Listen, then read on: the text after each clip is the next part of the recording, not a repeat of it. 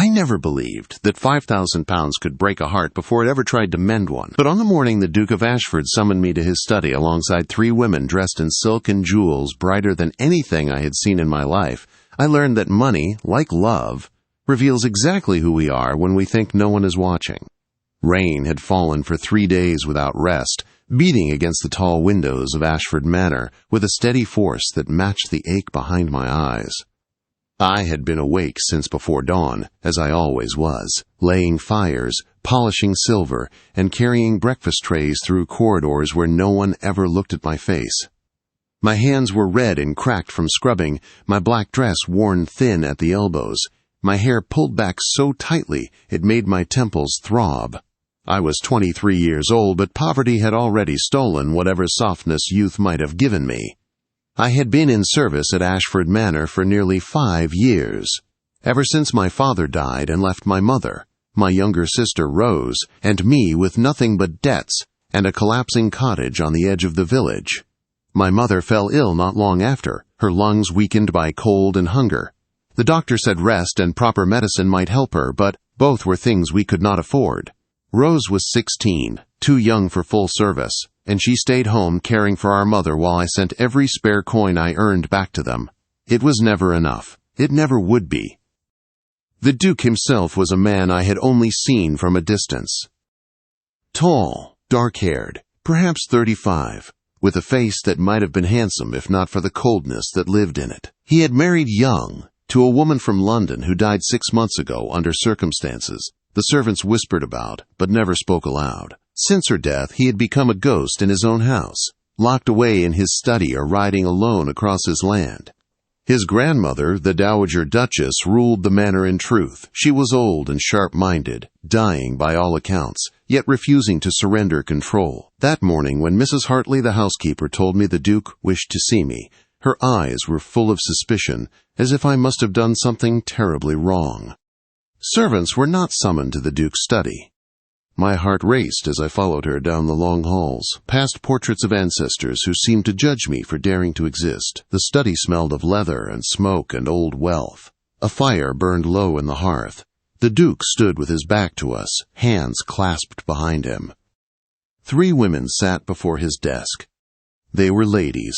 I knew that instantly. Silk gowns, lace collars, jewels flashing in the firelight. One was fair and delicate, smiling sweetly. One dark and proud, emeralds at her throat. One auburn-haired, her dress cut daringly low, lips painted red. They looked at me as if I were a stain on the rug. Mrs. Hartley gestured for me to stand near the door and left, closing it behind her. The sound echoed too loudly in the silence. The Duke spoke without turning. His voice was low and distant. He said his grandmother insisted he remarry. He said he had no desire for it. He spoke of marriage as if it were a business arrangement, not a joining of lives. The women listened carefully, calculation clear behind their composed faces. Then he turned, and his gray eyes met mine for the first time. They were cold, like winter skies. He said there would be a test. Each woman would receive £5,000. They would have 1 week to spend it however they wished. When they returned, he would judge them by their choices. The ladies reacted with pleasure, smiles, laughter, quiet excitement. Then he said there would be a 4th participant. Me. He said his grandmother insisted a woman of humble origins be included, someone who understood the value of money. My name sounded strange in his mouth when he said it. Margaret Thornton. The room erupted. The blonde woman stood, furious at being compared to a maid. The dark-haired one demanded to know if this was a joke. The auburn-haired woman only stared at me, eyes sharp and assessing. I could not move. £5,000 was more money than my father had earned in his lifetime. Enough to save my mother. Enough to free us from debt. Enough to change everything. The Duke silenced them with a raised hand. Anyone who refused would be dismissed. The money would be given the next morning. We would return in 1 week. Then he dismissed us. As the ladies swept out in silken anger, I remained frozen. The Duke spoke without looking at me. He warned me not to misunderstand my place. I was included only because his grandmother was dying. I was not a serious consideration. I was to spend the money wisely and not waste his time. I left the study trembling. That night I walked home through the rain to our cottage. My mother's breathing was worse. The doctor said she would not last the winter without better medicine. Rose looked at me with fear when I told her about the money, as if I had spoken madness aloud. I lay awake all night staring at the ceiling, torn between fear and resolve. The other women would buy jewels and gowns. They would return shining and admired. I would buy medicine, food, warmth, safety. The next morning the envelope waited for me, thick with banknotes, heavy as fate. I went into the village that same day. I paid for real medicine from London. I bought flour, meat, candles, soap.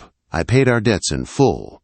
I paid the rent a year in advance. By sunset, nearly all the money was gone, transformed into survival. I bought one small luxury. Fabric for new dresses for my mother and sister. A blue shawl for my mother. A ribbon for Rose. When the week passed and we gathered again in the Duke's study, I stood in my plain black dress while the ladies spoke proudly of sapphires, Paris gowns, and perfumes from abroad. Then the Duke called my name. I told him the truth, and for the first time, something in his expression changed. He smiled. He said I had passed. The others had failed. The room exploded with outrage. Accusations flew. The Duke silenced them and spoke of responsibility, of wealth used for care rather than vanity, of mistakes he would not repeat. When they were gone, he told me passing the test did not mean he would marry me, but his grandmother wished to see me. And as I left the study, my heart pounding, I knew my life had already crossed a line it could never return from. Something had begun, and I did not yet know whether it would save me or destroy me. I went to the Dowager Duchess that afternoon with my hands shaking so badly I had to clasp them together to keep them still. Her rooms were on the second floor, far from the noise of the household, and smelled faintly of lavender and old paper. Sunlight filtered through lace curtains, turning dust into gold. She looked small in her bed, propped against pillows, her white hair thin as silk, but her eyes were sharp and alive when they settled on me. "So," she said, "you are the girl who spent £5,000 on bread instead of diamonds." I told her everything, about my mother's illness, about Rose, about the debts, about the fear that had followed me like a shadow since my father died. She listened without interrupting, her gaze never leaving my face. When I finished, she nodded once, as if something long suspected had been confirmed. "My grandson is a difficult man," she said. "Not cruel by nature, but deeply wounded. He married beauty and paid dearly for it. Now he believes warmth is weakness and love is a trap." She told me she had watched me for years, how I worked without complaint, how I never wasted food, how I sent my wages home instead of spending them on small pleasures.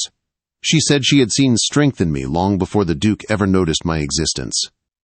"I asked him to test women with money because money reveals truth," she said, "and I asked him to include you because I wanted him to see that character is not taught in ballrooms." Then she said something that made my breath catch. "I want you to marry him." The words felt unreal, like something spoken in a dream. I told her gently that the Duke had no intention of marrying me, that he had made that very clear. She smiled, slow and knowing. "He does not yet understand what he needs," she said, "but I am dying, and I would like to leave this world knowing he will not be alone." I left her rooms with my head spinning. The Duke did not send for me that day, or the next. Life returned to its strange rhythm, but everything felt altered, as if the ground beneath me had shifted. Then, 3 days later, the Duke summoned me again. This time, he faced me directly. He spoke without softness. He said his grandmother demanded the marriage. He said he would agree only as duty, nothing more. There would be no affection, no promises of love. We would live as husband and wife in name only. The marriage would serve its purpose, and nothing else. I should have refused. I knew that.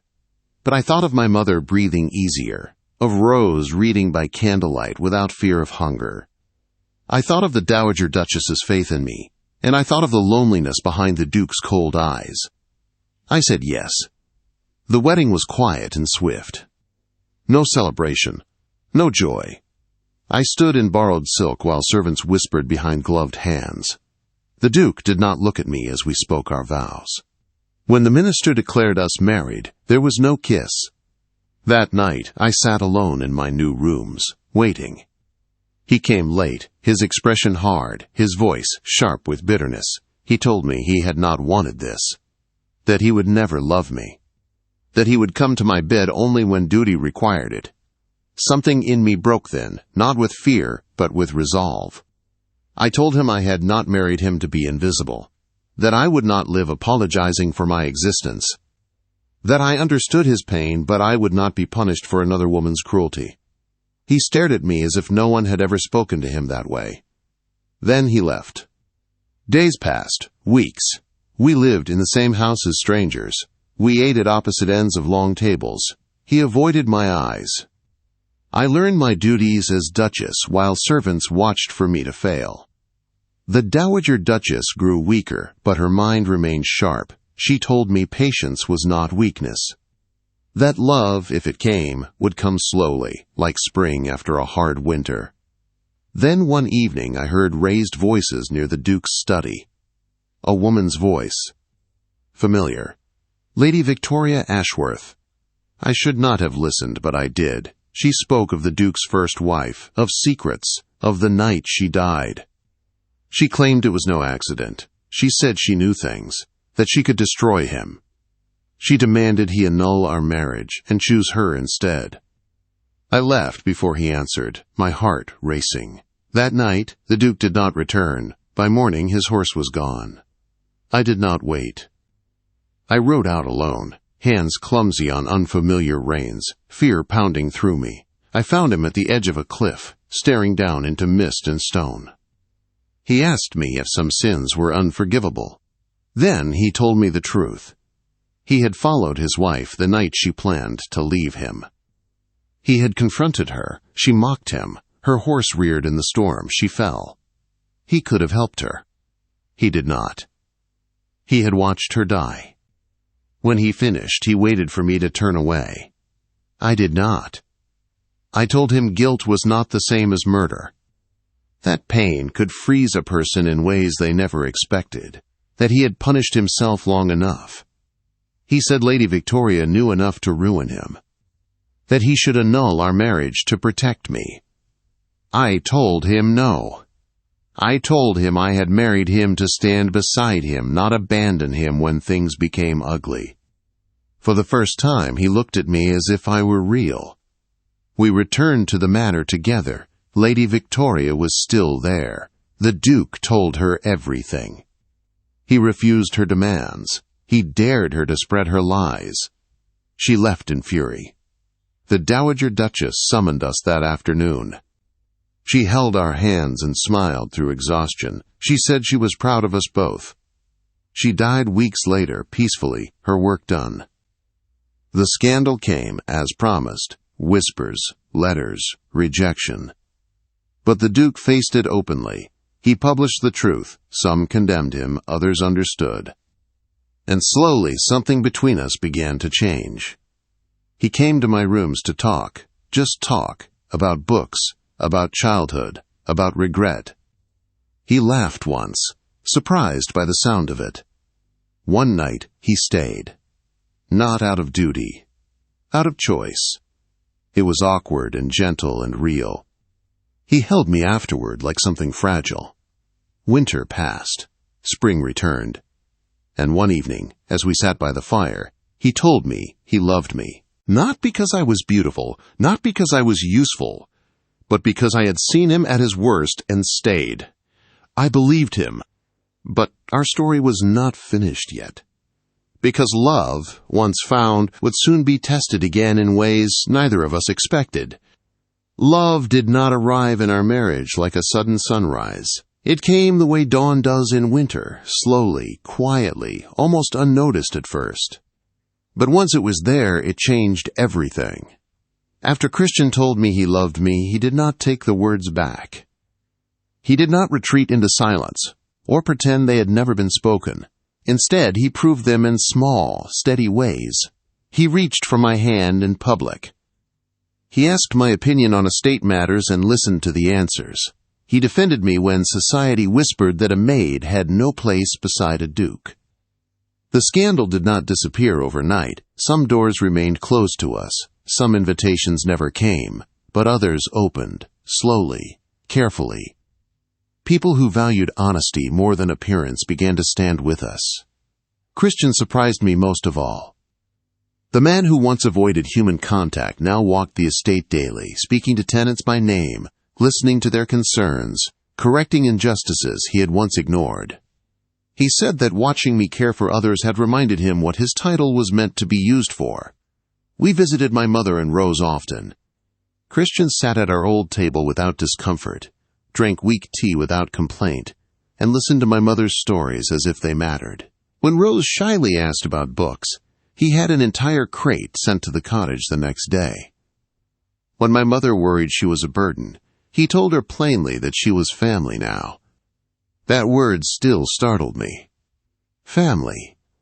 Summer brought a quiet joy I had never known. We worked together, walked together, laughed together. Some nights we spoke for hours.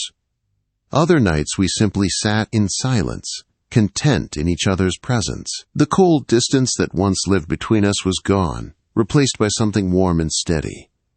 Then, one spring morning, everything shifted again. I realized I was expecting a child. Fear came first. Fear that Christian might not be ready. Fear that the past would rise again and steal this happiness from us. I waited days before telling him, my heart pounding every time I looked at him. When I finally spoke, his reaction stole my breath. He went completely still, as if afraid to move. Then his eyes filled with tears he did not try to hide. He pulled me into his arms and held me as if the world itself might take me away. "I did not know I was allowed to hope for this," he said. From that day on, he treated me as if I were made of glass and gold. He walked beside me everywhere. He read to me in the evenings. He worried endlessly and laughed at himself for it. When our daughter was born on a cold winter morning, the room felt brighter just because she was in it. Christian wept openly when he held her, his gray eyes full of awe and terror and love. We named her Eleanor, after the Dowager Duchess who had believed in us before we believed in ourselves. Watching Christian with our child healed something deep inside him. The guilt he had carried for so long began to loosen its grip. He smiled more, slept better, laughed without fear of punishment. Society softened too.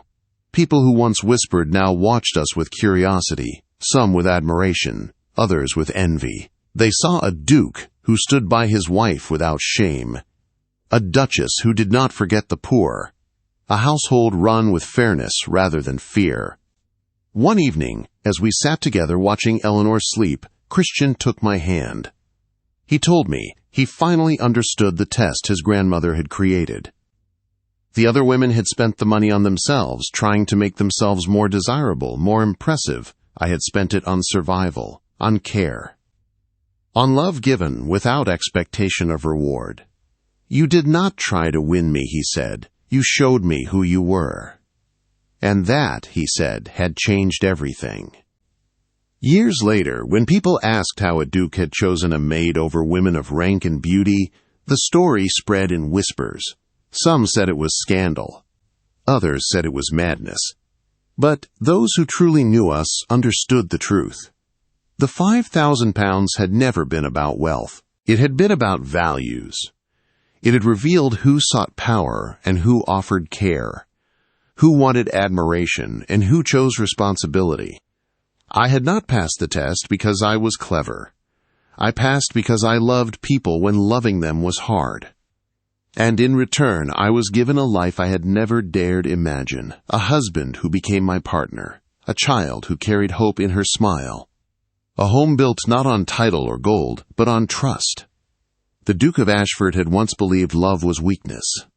Together, we proved it was strength. And that was worth more than any fortune.